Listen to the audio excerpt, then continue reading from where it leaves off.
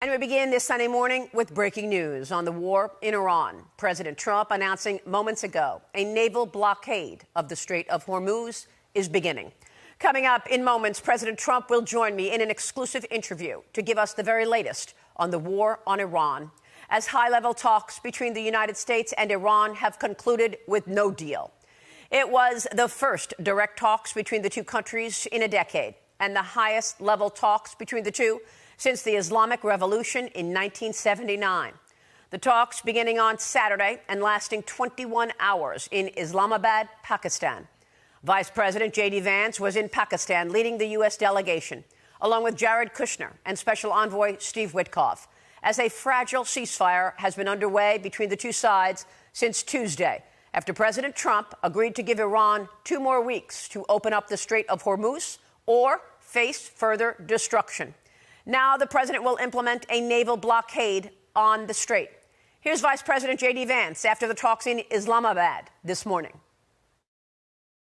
We have been at it now for 21 hours, and we've had a number of substantive discussions with the Iranians. That's the good news. The bad news is that we have not reached an agreement, and I think that's bad news for Iran much more than it's bad news for the United States of America. Joining me now live on the telephone with the very latest is the nation's 45th and 47th President of the United States, President Donald J. Trump. Mr. President, thank you so much for being with me this morning. I know that your time is limited, and we appreciate you making the time to explain all of this to our audience. Thank you, sir. Well, thank you very much. Thank you, Maria. Mr. President, can you explain to us what is going on right now with the blockade in the Strait of Hormuz? Well, we're going to be blockading. It'll take a little while, but it'll be effective pretty soon. And we had meetings yesterday. They, as you said, lasted 21 hours. That was a long meeting. We had some very, very good representatives, as you know, J.D. and Steve and Jared. So we were well represented, but we didn't get there on the important issue. They want to have nuclear weapons. They're not going to have nuclear weapons. I've been saying that for 30 years. I would never allow that to happen before I was in politics. And that country will not have nuclear weapons. Most countries shouldn't be allowed to have, but that country will not have nuclear weapons. So, Mr. President, was that the red line there? Can you explain to us what went on in these talks? What did the United States ask of Iran, and how did they react? Well, they reacted. You know, it was very interesting. It started off weak. They came in like they had the cards, but they don't have the cards. Their army, their whole military is obliterated. The whole place is obliterated. And, you know, as you know, levels of leaders are gone. They're literally gone. Khomeini's gone. The whole thing is gone. The whole place is gone. They have one thing that they can do. They can say, well, gee, we're going to put a mine someplace just a mine. We'll drop 1 mine, 2 mines, 10 mines. And that will, if you have a ship that costs $1 billion, you say, well, you know, I'd prefer not getting whacked by a mine, losing my ship or damaging it badly, at least. And so that's a little bit of a thing that they can do, that it's military might and military power don't do it, but, you know, it's extortion, and they're extorting the world. You know, we don't get our oil from there. We have so much oil. We have, and one thing you said, and I don't know if anybody heard it well, but we have boats pouring up to the United States. They'll be filling them up, and they'll be leaving, and they're going to be packed with the best oil you can get, light, sweet, crude. They're going to have the best oil that you can get.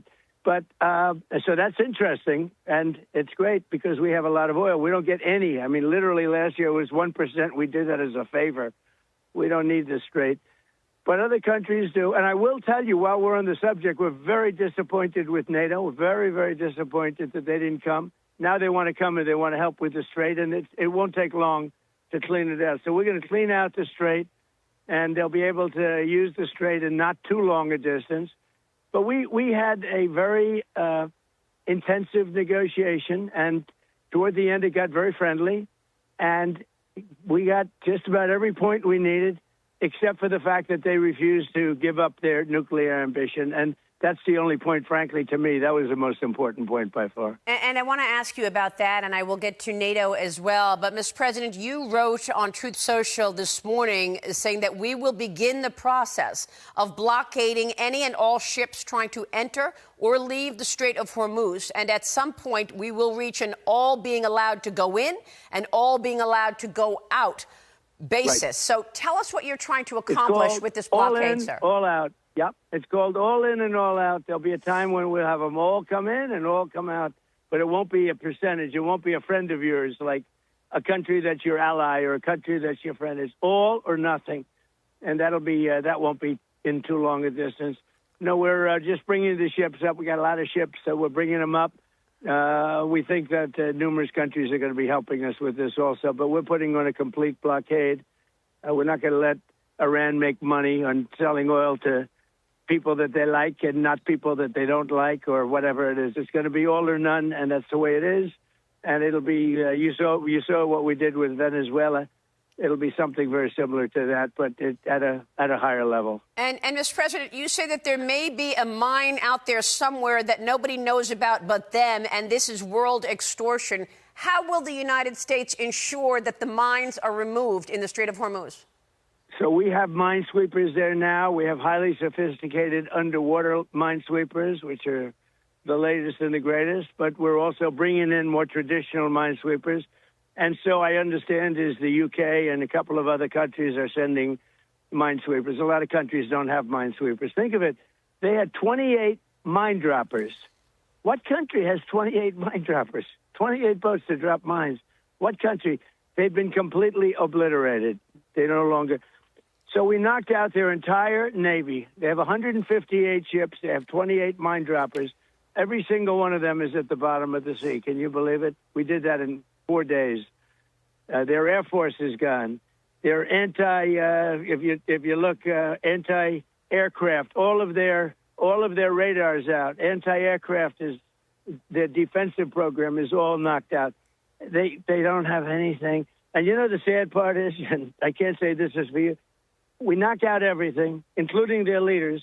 Their military is gone. Everything's gone. Their missiles are down to a trickle by comparison. You know, we knocked out thousands of missiles.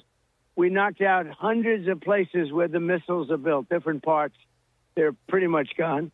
Probably they say 85, 82%, 85%. Who knows what it is, but we knocked them out. We knocked out where they make the drones, and the drones are less effective now. And also we have new machinery to kill the drones. You saw that.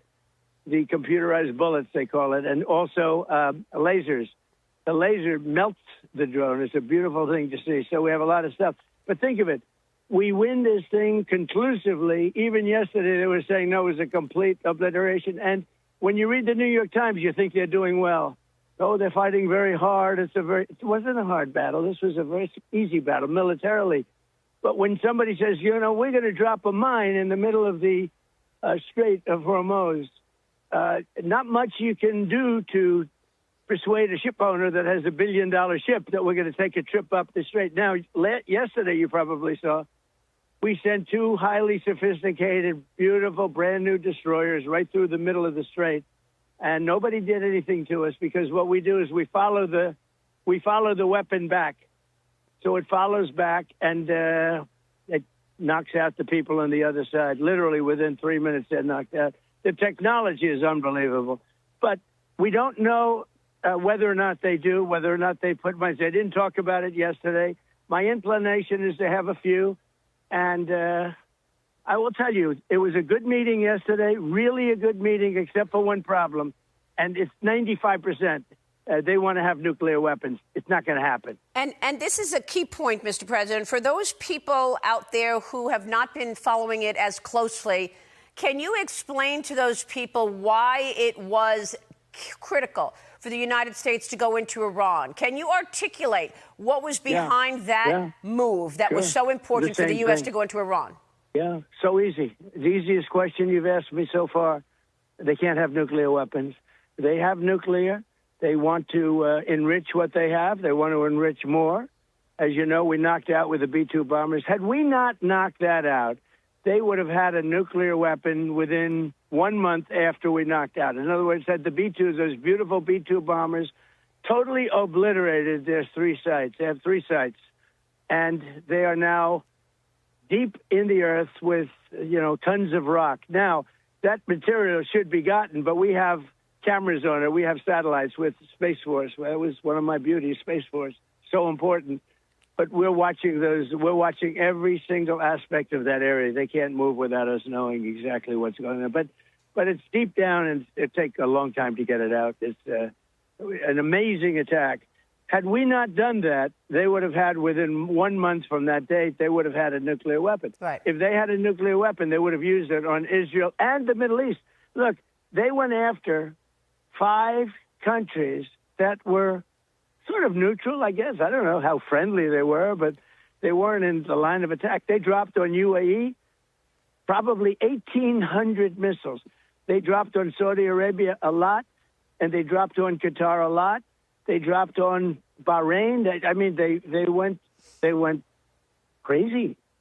And everyone was surprised. Actually, it was good for us because they all joined us immediately, at some point. I mean, they're either going to be petrified or they're going to join. They all joined, and they've been very helpful. All of these countries have been great, and Kuwait. And this is the key point that I was getting to, and the reason that you feel they cannot have a nuclear weapon, because they will use it. And that's what I wanted you to explain to the audience. Yeah, I think they would use it. And they'd start with Israel, and one weapon would, do damage like nobody's ever seen. Wipe it out, conceivably, big one. Now, not wipe it out. They don't need more than one. And then they go after the Middle East, and then they'd eventually come here, okay? And we're not letting them come here, and we're not going to let them. We have great allies over there. I'll tell you, those 5 countries, look at the Israeli relationship. Look at the incredible partnership we have on this. And, as Bibi Netanyahu said, we're the big brother and they're the small brother. And, it's been a very effective team. What we've done literally in a matter of days, within 3-4 days, Iran essentially was wiped out. And it's so sad, though, when the press says they're fighting bravely. They're not fighting bravely. They have no anti-aircraft. We fly over there at will, can take out anything we want. As you know, last week I said we're going to strongly consider knocking out their power plants and the rest of their bridges. We took down their big bridge, but we just did that because we were having good discussions, and they go to the press. They're very good with public relations, much better with public relations than they are at fighting. They go to the press, and they say, President Trump said it's okay for us to have a nuclear weapon, when I never even spoke to him. And by the way, that would be the only thing I would never say to them. And they know that. Right. And then the New York Times, which is a fake paper. It's just a fake. You just believe the opposite. It's so sad when you look at CNN, the New York Times, ABC fake news, NBC fake news. When you look at this stuff, it's so sad to see it. I mean, they report things that they know are false. It's almost treasonous, actually, if you want to really know the truth. It's almost treasonous. But if you're reading the New York Times exclusively, and their circulation, by the way, is way down. Yeah. It's way down. I'm proud to report that. But if you're reading the New York Times exclusively, you would say that they are doing great in the war. Mr. President, they're doing terribly. I want to ask you about that. The only thing they have is the ability to say, well, we may have some mines. And, if you have a ship, who wants to take a chance? You're not going to take a chance.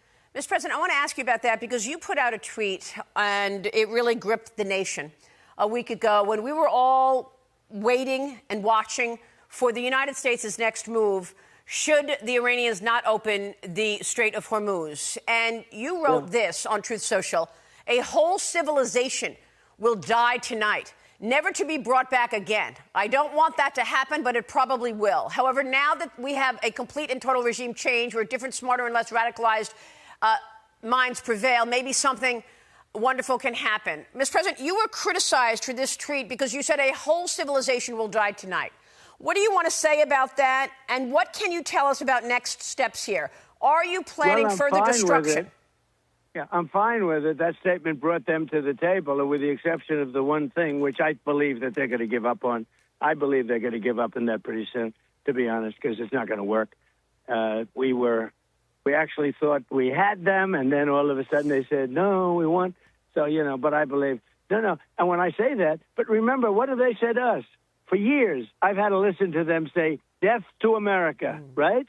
They say, death to America, death to Israel, America, the Satan, we will destroy America, death to America. Now, does anybody ever complain to you when they say that? I think that's a big step worse. Death to America. So they're allowed to say death to America. And what I'm referring to is, when I talk about civilization, it'll be much different because their military will be totally gone. It's pretty much gone now. But their military, look at their leadership. We have had regime change because the people we dealt with yesterday were, frankly, very smart, very sharp, very good, very good. I think they were smarter than the people from before, Khomeini and that group. Because look what it got them. Look what all of their antics were spending they spent all their money on weapons. We've destroyed most of those weapons. But, you know, when I say about a civilization, it really has changed. It really has. But think of it. They're allowed to say death to America, death to this, death to... And I make one statement, they say, oh, such a big deal. Let me tell you, that statement got them to the bargaining table, and they haven't left. They haven't left the bargaining table. I predict they come back and they give us everything we want. And I told my people, I want everything. I don't want 90%. I don't want 95%. I told them, I want everything. Well, and what they have want... no cards, Maria. Yep. They have no cards. Their Navy is gone. Their Air Force is gone, totally gone. They have nothing. They have no ships. 158 ships are at the bottom of the sea. Good ones, new. The Soleimani, they had one called the Soleimani, was taken out by one of our Tiger Sharks, by one of our rapidly moving submarines. It's amazing. Our military is so good. Do you know our military is a 94% approval rating now? Well, Congress has a 14%. The media has a 12%. When I started, the media had a 92% approval rating. Now they're down to 14%. Wow. And I'm very proud of it because they're very dishonest. Mr. President, I see what just took place in terms of our NATO allies pushing back and not supporting you and the United States. And I see what has happened with our Gulf allies in the Middle East who do not want a bully in the Middle East any longer. Are you expecting those Gulf allies to help you in this blockade in the Strait of Hormuz? Oh, yeah. What other countries are going to join that? Started. So the Gulf states, now you could say they're much closer, so maybe they have to do it. But, you know, they also could stay out. But they made a mistake when they started lobbing missiles at them. And here's the good thing. The Gulf states, they are rich and they have a lot of Patriots. Our Patriot missile, which is an anti-missile missile, and it's unbelievable. They fired at us one day at a certain asset that we have, namely the aircraft carrier Abraham Lincoln, one of the beauties of the world, one of the great beauties of the world. They fired 101 missiles out of 100. These things are going more than 2,000 miles an hour. And out of 101 missiles, 101 were shot down like nothing and are now at the bottom of the sea, the remnants of them. Think of it, 101 missiles shot. In a short period of time, all 101 were knocked out. So we have the greatest military equipment. We have the greatest people. We have the strongest military in the world by far, and everybody sees it, whether it's Venezuela or what we've done with Iran. And when I read, you know, the fake news, talking about how well Iran's doing. They're not doing well at all. They're getting killed. I could take out Iran in one day. I could take down in one hour. I could have their entire energy, everything, every one of their plants, their electric generating plants, which is a big deal. And I hate to do it because if I do it, it takes you 10 years to rebuild. They'll never be able to rebuild it. And the other thing you take out are the bridges. I took out one just to show them because they went public with a statement that wasn't true. They admitted it. I say, I'm going to take out a bridge. And I took out a bridge. And that was the end of that. Now they've been really behaving quite well. But in one half of a day, they wouldn't have one bridge standing.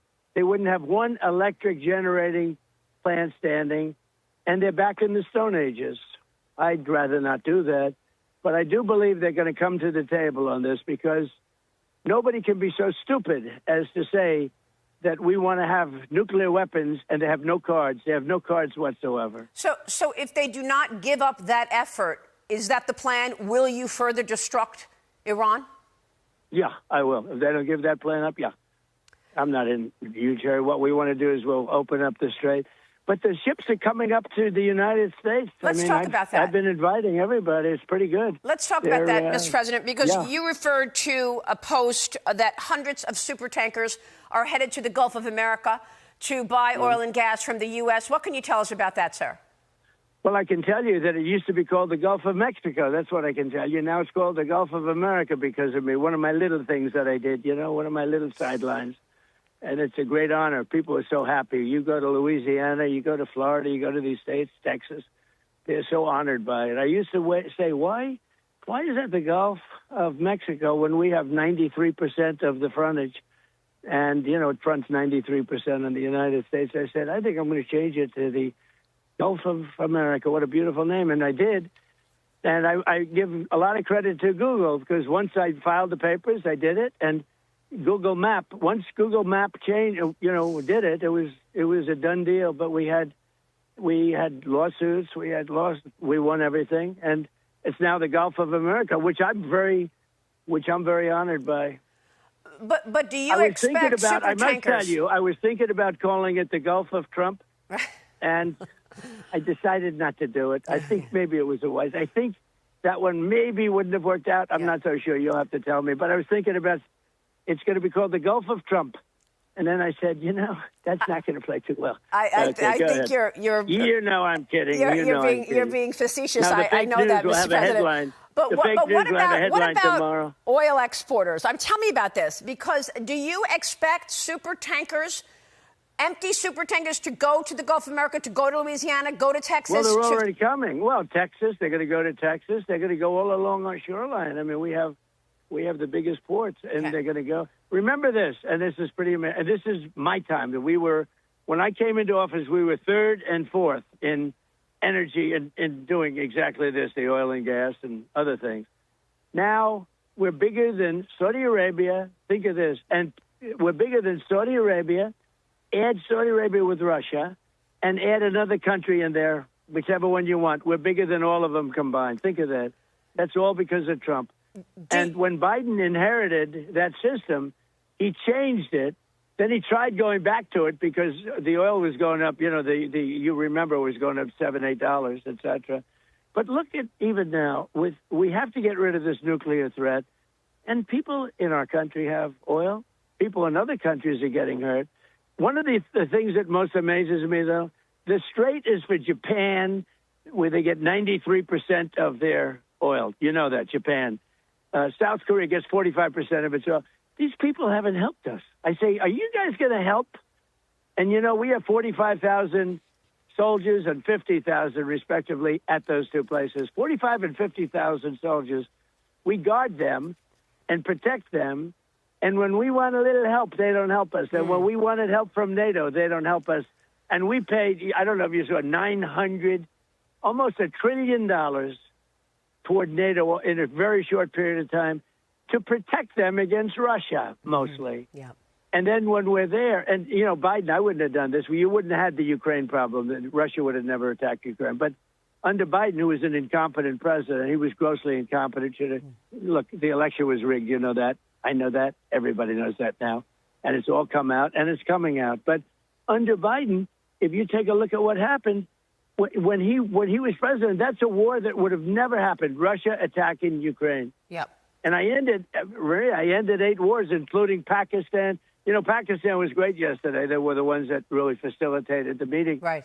But they thanked it. Every time I see them, they thank me. They say, we're going to have a war with India. And as the prime minister said very openly to everybody, between 30 to 50 million people would have been killed.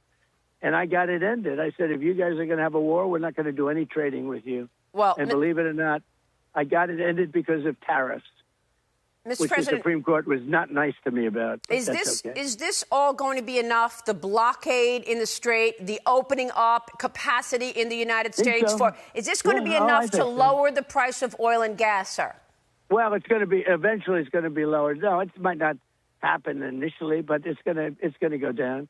When this is all over, look, the stock market, the Dow hit 50,000. It was supposed to be in 4 or 5 years. They said it won't happen during his term, but it'll be maybe 4 or 5 years. It hit 50,000 in my first year. You know it better than anybody. You cover it better than anybody. The S&P hit 7,000 in my first year. Before my first year, you know that. And I said to myself, "Oh, here we go. I got to stop this country from having a nuclear weapon. You want to see a stock market go down? Let a couple of nuclear bombs be dropped on us, or frankly, any place else, and you'll see a stock market that goes down." So the stock market has not gone down very much at all. It's gone down a little bit, much less than I thought. And frankly, the gas hasn't gone up as much as I thought. But regardless, even if it did, we have to stop this group of people from having, and again, it was worse because Khomeini was a total, radical, I'll be nice, maniac. He was a maniac. And you can't let them have a nuclear weapon. Right. So I just have the greatest economy ever. Everything's going along. And I say, I'm sorry. I tell my economic advisors, I say, I'm sorry, fellas. We're in great shape. We have to go and take a little journey down to Iran, and we have to stop them from having a nuclear weapon. They all said, we agree. So do you believe the price of oil and gas will be lower before the midterm elections? I hope so. I mean, I think so. It could be, or the same, or maybe a little bit higher, but it should be around the same. I think this won't be that much longer.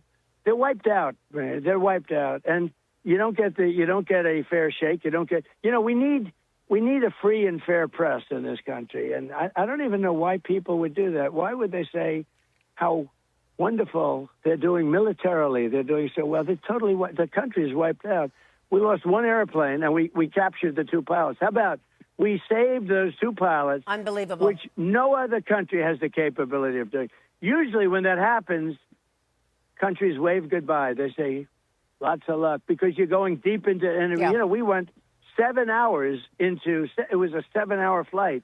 Yes. To go in and get them. We had one of the roughest areas, one of the most dangerous areas in the world, and we got both of them. They were incredible, but extraordinary. We got both of them. And This we know, the cornerstone is Christ alone, our hope now forever.